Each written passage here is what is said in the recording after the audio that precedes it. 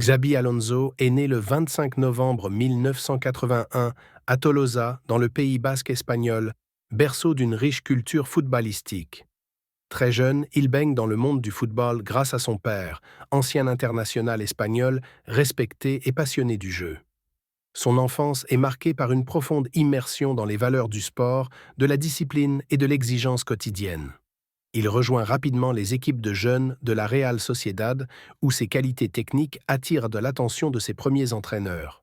Sa précision de passe, sa vision tactique et sa maturité sur le terrain impressionnent les formateurs dès ses premiers entraînements professionnels. À 18 ans, il fait ses débuts en équipe première avec la Real Sociedad et brille par sa sobriété technique remarquable.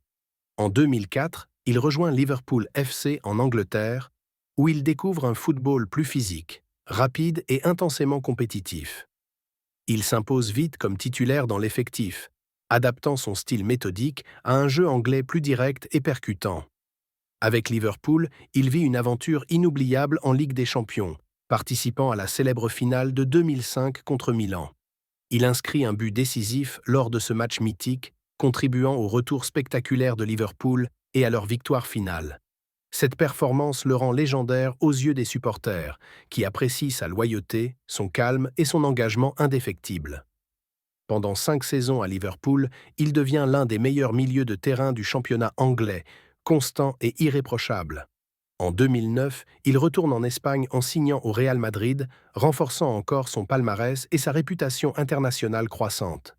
Sous les couleurs madrilènes, il apporte stabilité, expérience et une lecture de jeu unique à une équipe en quête d'équilibre. Il remporte la Liga, la Coupe du Roi et surtout la Ligue des Champions 2014 avec un effectif impressionnant de talent.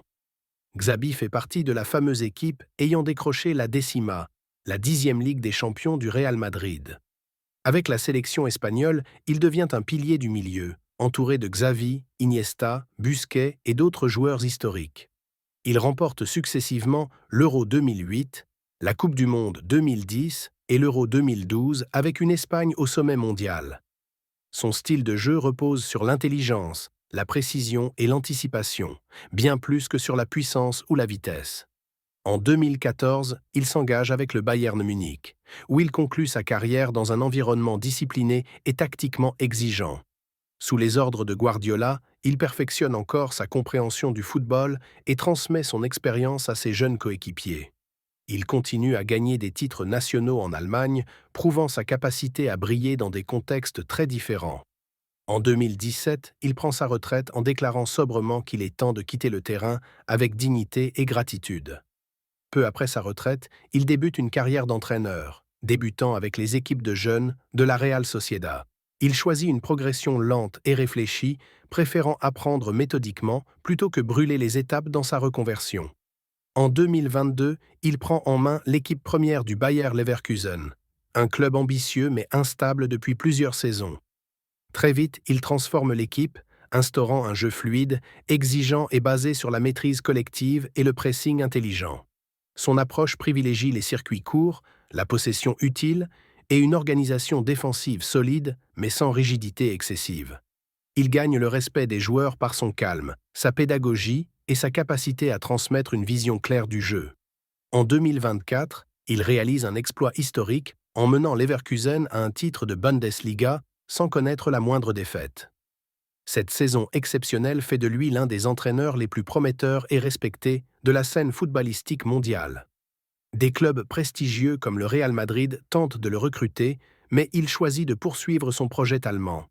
Il incarne une nouvelle génération d'entraîneurs qui privilégie la réflexion, le collectif et la progression humaine des joueurs. Xabi développe son propre style, influencé par Guardiola, mais marqué par sa personnalité calme, rigoureuse et profondément analytique.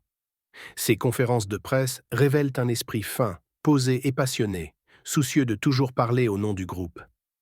Il reste discret sur sa vie privée, préférant protéger sa famille et éviter les projecteurs inutiles du monde médiatique.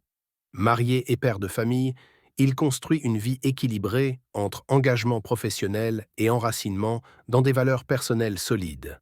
Les observateurs louent son sens de l'écoute, sa maîtrise émotionnelle et sa capacité à transformer chaque joueur qu'il entraîne. Il voit le football comme un art de la compréhension, où le cerveau guide les pieds, pas l'inverse selon lui. Son calme sur le banc tranche avec l'agitation habituelle du métier et inspire le respect chez adversaires et arbitres. Il devient une référence en matière de leadership sportif, alliant exigence technique et confiance mutuelle avec ses collaborateurs. Son parcours prouve qu'il est possible de réussir sans élever la voix, juste par la rigueur et la vision.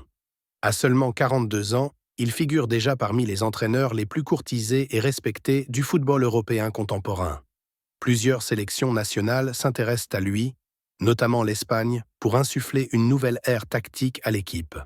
Il garde pourtant les pieds sur terre, préférant approfondir ses idées avant de prendre des responsabilités encore plus grandes. Son nom circule aussi au sein de clubs comme Manchester City, le Bayern ou le Real, preuve de sa stature croissante. Il incarne une vision moderne du football, fondée sur la technique, l'analyse, l'humilité et le sens du collectif.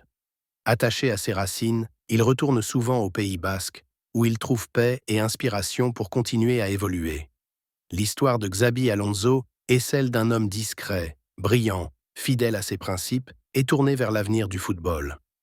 Son influence dépasse le simple cadre sportif. Il devient un modèle éducatif pour les jeunes entraîneurs et joueurs du monde entier. Dans les centres de formation, ses analyses de matchs sont étudiées comme des cas d'école sur l'intelligence tactique et l'adaptabilité stratégique. Il intervient parfois lors de conférences spécialisées, partageant sa vision d'un football pensé, humain et résolument tourné vers la coopération.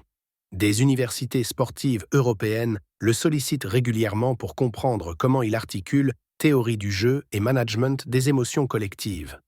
Malgré son succès grandissant, il reste fidèle à une philosophie du jeu simple: faire briller l'équipe avant l'individu. Il refuse les compromis tactiques dictés par la peur, préférant toujours jouer pour gagner avec une idée forte et lisible.